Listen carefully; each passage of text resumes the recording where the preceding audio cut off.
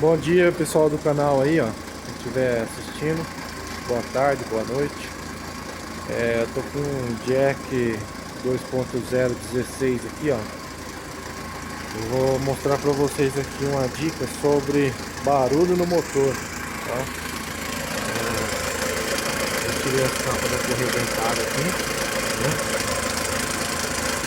Eu vou dar uma aceleradinha aqui pra vocês verem, ó.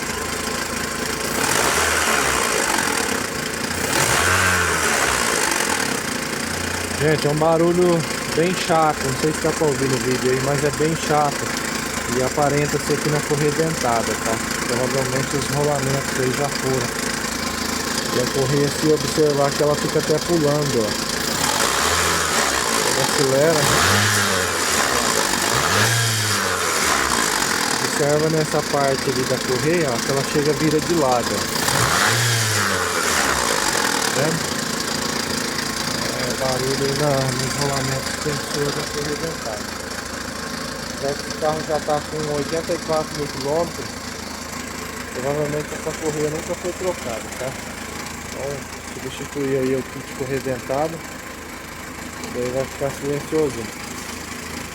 Então fica aí a dica para vocês aí, galera. Realmente esses carros tá chegando nas oficinas agora e cada dia a gente vai aprendendo mais e descobrindo mais coisas, né? Então fica aí a dica. Valeu!